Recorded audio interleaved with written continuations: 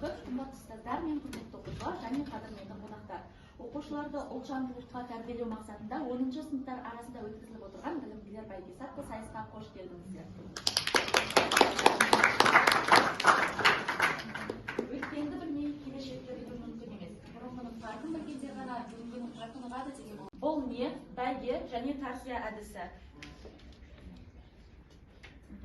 Бірінші кезеңіміз таңғасырлық сахмыра деп аталады. Яғни бұл кезеңде оқушыларға салт дәстүрге байланысты көрініс көрсету берілген болатын. Олай болса, оқушыларымызды қарсы алайық.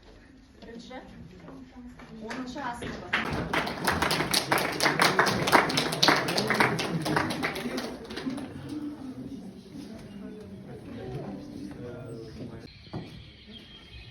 Ассалаумағалейкум.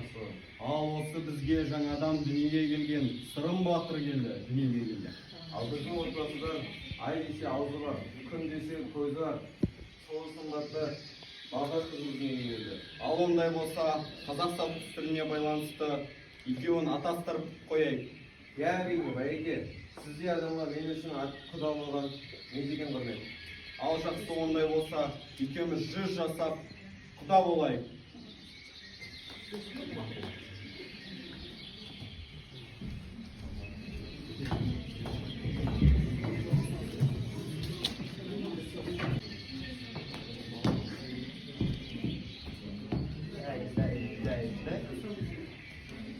Ал сізді бүгін аз жол болсын, біреуді ала жүрген аттамасын.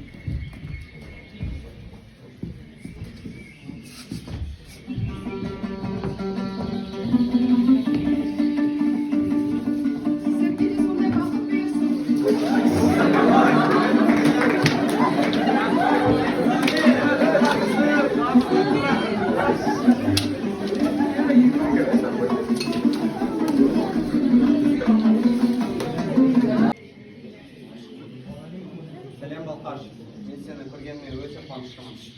Мен сені көргеніме өте қуаныштымын. Жүріп қайтайық.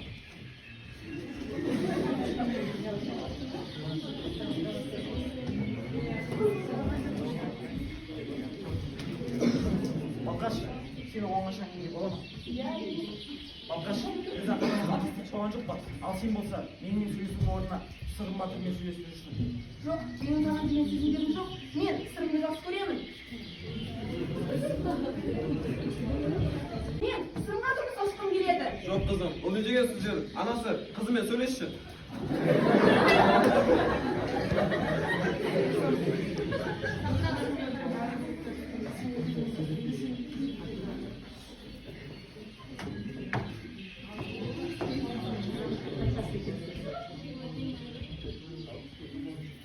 Kızım ne yapacaksın sen? Balkaş kaçıp gitti.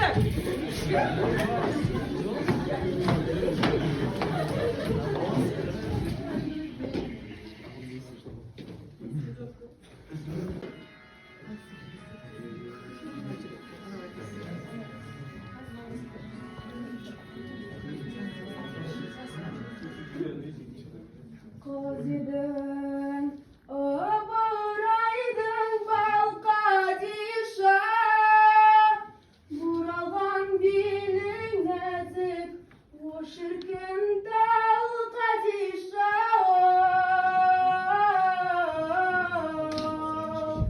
Sevsin var Sadağa Buralan bilin nezik Sen kadişa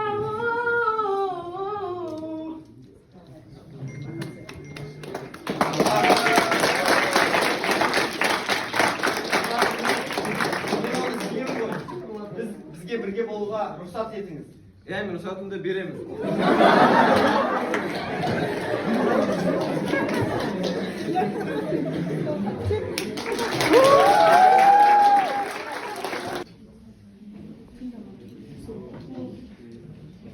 Шайын дайын болды ма? Олар жолдан келе жатыр. Иә, бәрі дайын. Олар жолдан кетіп қалу керек қазір. Ата, апа, біз келдік. Қызым, қалайсың? Жолдан шаршап келдіңдер ме? Аман бол. Отырыңдар. Қалай жеттіңдер? Жақсы, өте керек. шықты.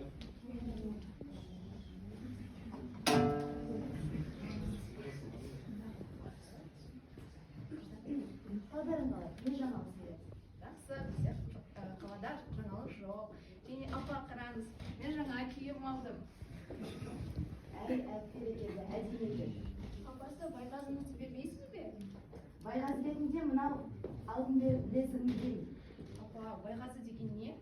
Байғазы деген ол үлкеннің кішіге деген жаңа киім, жаңа затына беретін сыйлығы.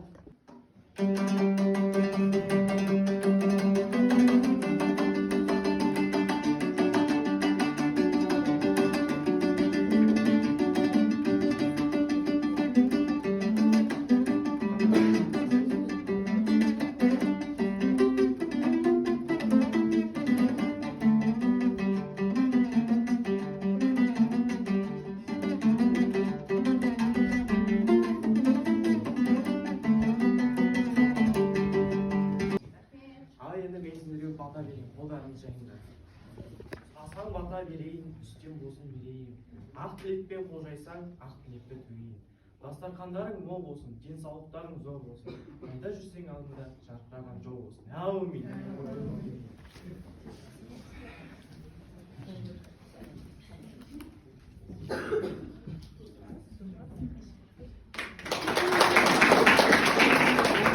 Шоба сыныбы болған, бірақ белгілі бір мәселелерге байланысты көрініс дайындалмапты.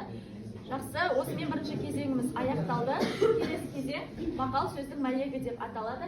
Яғни берілген белгілі бір ұяшықты таңдау арқылы, сұрақ арқылы мақал мәтелмен жауап берулері қажет. Ал сонымен бірінші 10-шы А сыныбынан бастасақ, 1-нен 5-ші ұяшыққа дейінгі сандарды біреуін таңдасаңыздар. Үшінші ұяшық.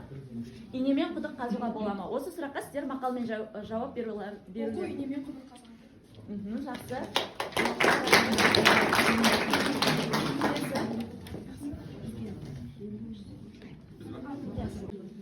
Білгенің қанша, білмегенің қанша?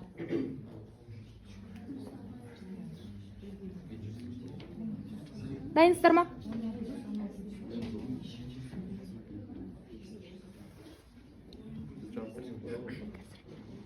Жауап бар. Сыныбы жауап бар ма?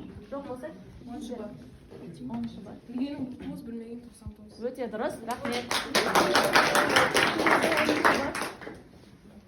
Қай ұяшыққа? 10-шы. Кімнен кім жаман?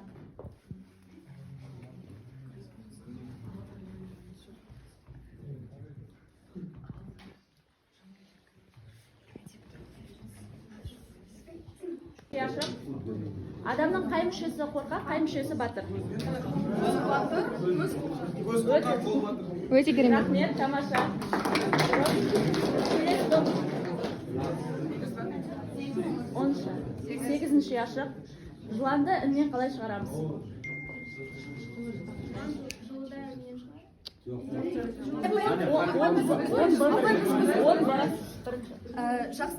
Жыланға жақсы сөйлесең іннен шығар.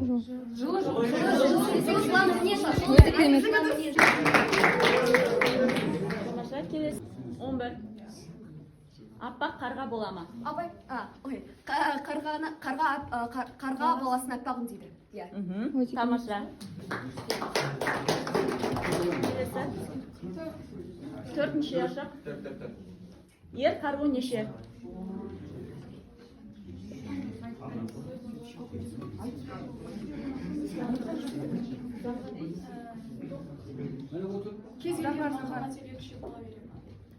Жоқ, бір ғана мақалмен жауап.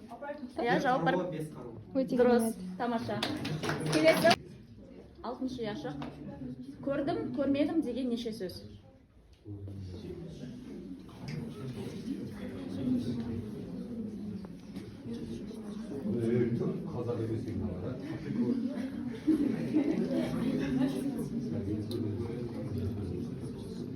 Сонымен жауап бар ма? Күрттен көлік құрала ма?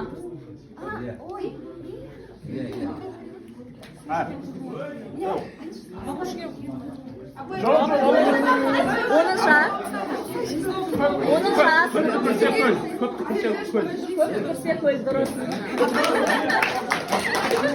Және 10-шы ада екінші сұрақ. Қар жана ма? 10-шы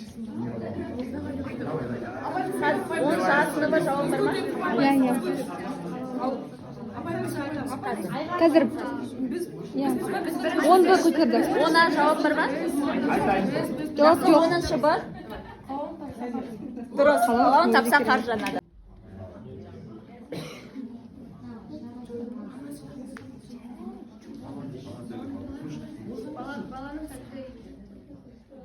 Баланың тілі ең тәтті. Жоқ. Келеді, бірақ Анасы бал. Баланың тілі бал. жауаптарыңыз келді, бірақ соны кішкене мақал түрінде толығырақ жауап берсеңіздер. Өте Өте жақсы. керемет. Рахмет.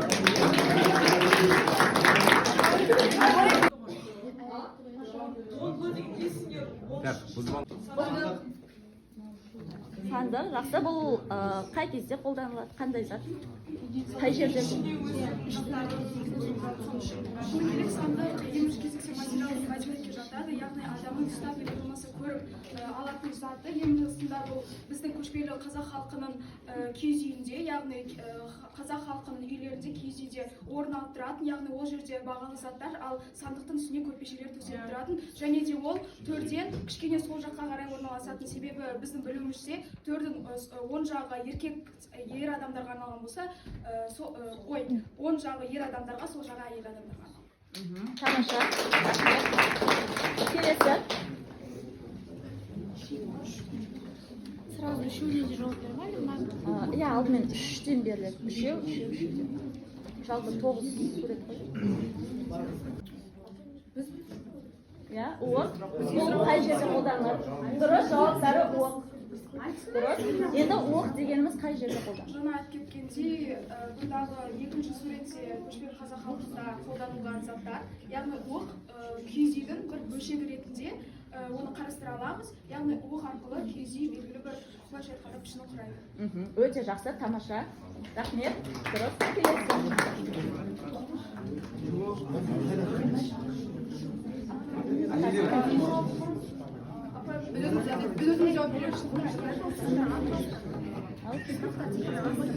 Жоқ, үшеуі Яғни жақсы, тыңдайық, 10-шы А сыныбы. Жауап бар ма? бұл ұшық,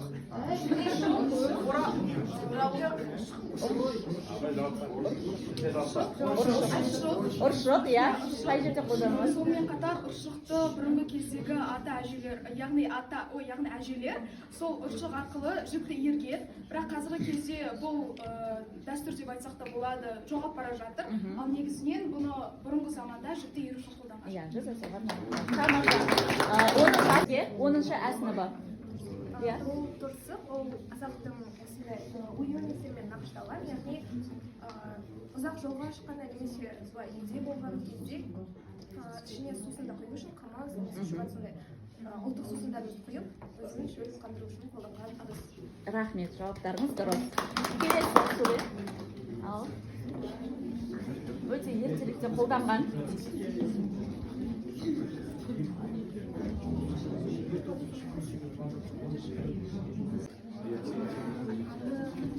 Дұрыс, үрмелі аспап. Өздері жауап. 10-шы.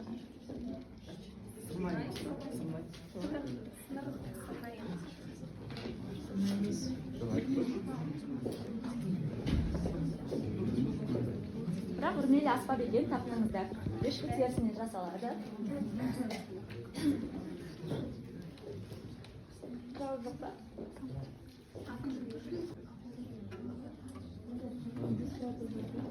Төсектің қаңқасы болып саналады, бұған көрпешелер төселіп, адамның жанын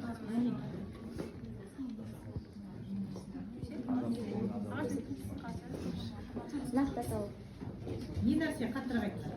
ағаш төсектің қаңқасы, асты жағы. Бұған түрлі көрпешелер салынып, адамның жатын алады. Жақсы, бірақ нақты атауы жүк аяқ деп аталады, иә, естеріңізде болсын. Жақсы, тамаша. Келесі бізде 10-шы Б сыныбына.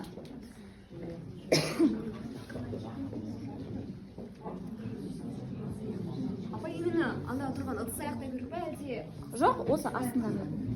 Дұрыс, күбі қай кезде қолданылады, не үшін Оны қолданылады? қымызды пісетін кезде қолданылады. Тамаша, рахмет жауаптарыңызға. Және соңғысы.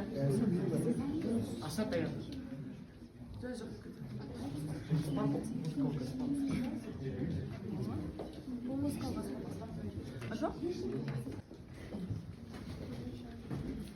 Көңіл шай дегеніміз не? Жақсы, көңіл шай дегеніміз не?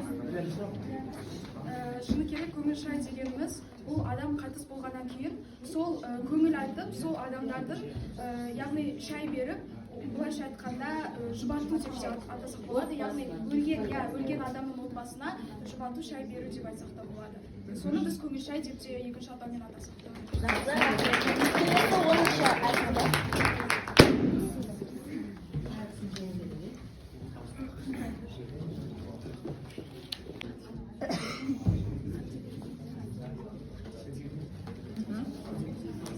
Бір минут уақыт ойлануға. Атты дайындеген алдында тексеру.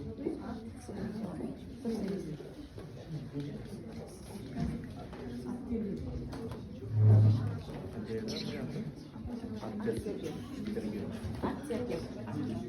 Албай, кешіріңдер. Ат тергеу деген мысалы ат қойған кезде адамға соны ойласып Кішкене жауаптарыңыз Жаңадан келеді. келген келінге жаңадан түскен келін өзінің үй ішіндегі қайын інілеріне, қайын сіңлілеріне ат береді. Яғни келін өзінің күйеуінің бауырларына өздерінің атымен атамаған. Мәселен, қайын сіңлісін ерке қыз деген секілді ат қойған. Соны біз қазақта ат тергеу деп атаймыз. Өте жақсы, рахмет. 10-шы Б сыныбы жауабыңыз.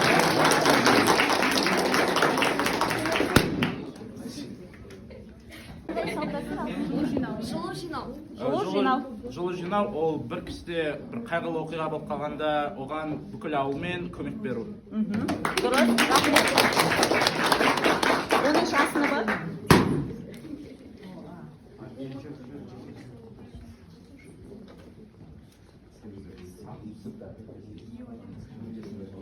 күйеу аяқ деген не? Күйеу аяқ дегеніміз не?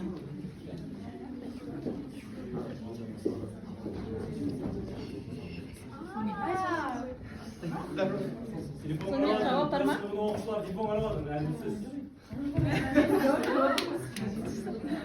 Күйеу аяқ дегеніміз, яғни ұзату той кезінде күйеу жігіт сол қыздың үйіне барған кезде оның жиендері, яғни сол қыздың балдыздары сол күйеу баланың аяқ киімін тығып қояды да, кейін сол аяқ киімге айырбастайтын кәдек сұрайды. Жақсы, тамаша.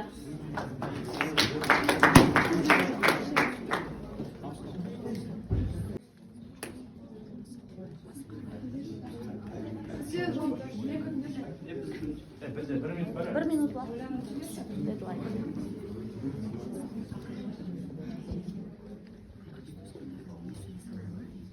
Короче, қарамаса баланы әкесі мен анасы өзінің тұңғышын ата-әжесіне тұңғыштары деген секілді алғашқы немерелерін ата-әжесіне берген, соны бауырына Тәрбиелеуге берген, иә. Дұрыс.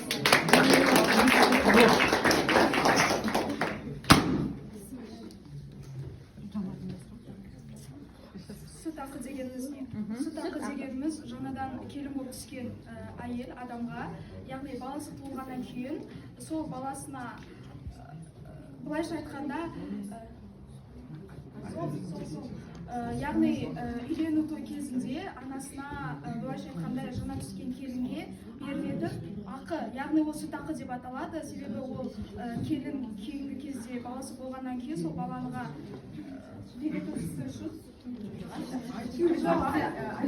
үйленгенде қалмал сияқты мысалы сүт ақы дейтін болады, ол яғни анасының сүтін ақтау үшін берілетін ақша немесе алтын.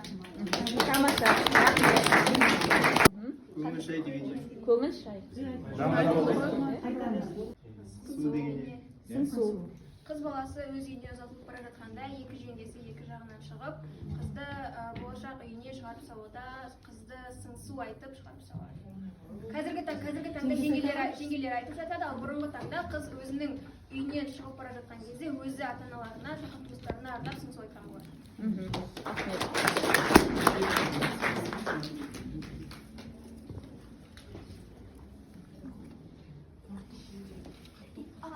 Қорықтық құю деген не?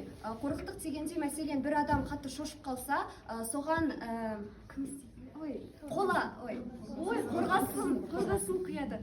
Ол басына әжеміз ұстап тұрады да, егер, например, мәселен сіз қорып қалған болсаңыз, әжеңіз келіп ыстық қорғасынды құяттағы ол қатты шыжғырады. Сол кезде қорыққаның кетеді деген секілді наным сенім болған. Ал жаңағы қорғасында, ыдыста қорғасынан шыққан бір бейне шыққан деген деседі.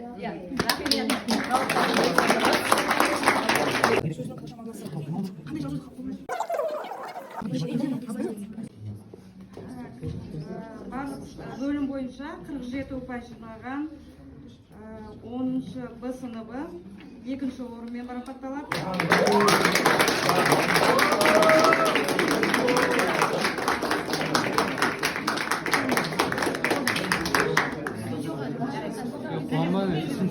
Барлық ұпай саны 56 балл жинаған 10-шы А сыныбы 1-ші орынмен марапатталады.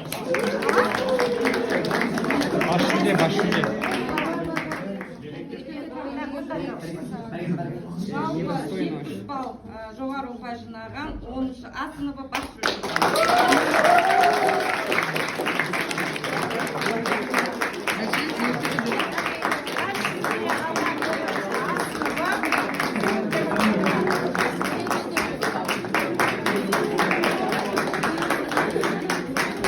Біздің сондай көңіл күйімізді көтеріп тастады. Бұдан да әрі тереңдетіп салт дәстүрімізді, сарқылмайтын ұлттық құндылығымызды әрі қарай толық меңгеріп алсаңдар, ол өзіміз үшін біз қуанатын едік.